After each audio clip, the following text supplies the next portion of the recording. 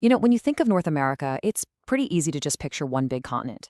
But right there, bordering the United States, are two nations with wildly different stories. Stories that were shaped by so much more than just geography. So let's dive in and really explore what makes them tick. So, how well do you really know them? We're going to look past all the tourist shop postcards and the news headlines.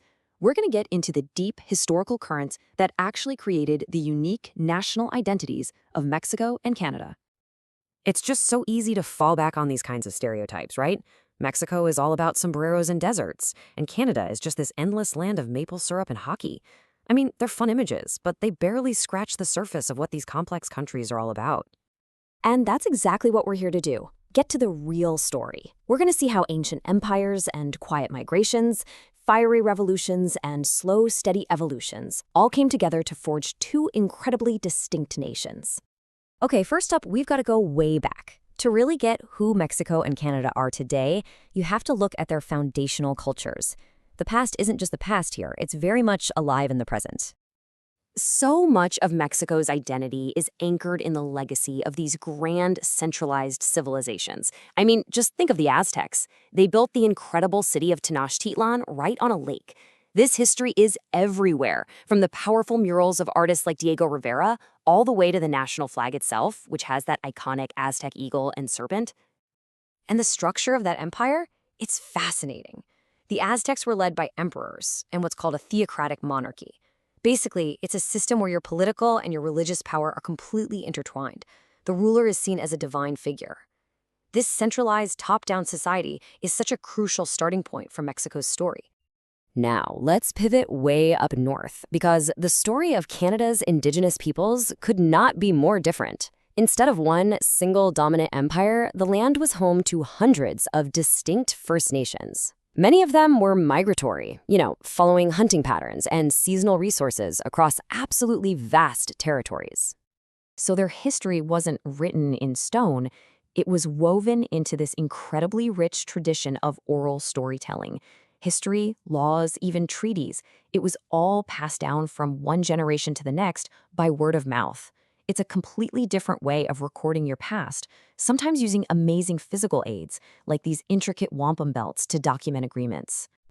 So, you've got these two totally different starting points. It's really no surprise that they took completely different roads to becoming the nations they are today. Let's take a look at how those foundations shaped their unique paths to self-rule. Mexico's journey was, well, it was a roller coaster. It was turbulent, it was revolutionary, and it is so important to separate two key events here. First, you have the War of Independence in 1821 to break free from Spain. Then, almost 100 years later, you have the Mexican Revolution, a violent, internal struggle to overthrow its own dictatorship and fight for social justice. Two different fights. Canada's story, on the other hand, is one of gradual evolution, a totally different vibe. There was no single, dramatic, violent break from Britain. Instead, it was a slow, political process that led to the Confederation of 1867, when several colonies decided to unite and form a self-governing country. It was a negotiation, not a war. And you can draw a straight line from those different histories to the governments we see today.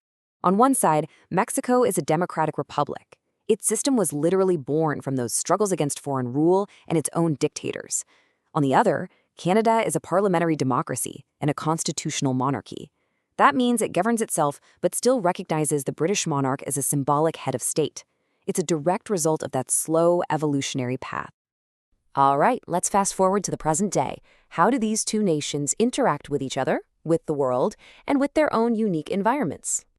Economically, these countries are joined at the hip. And it's not just because they're neighbors. Their partnership is built on massive trade volumes.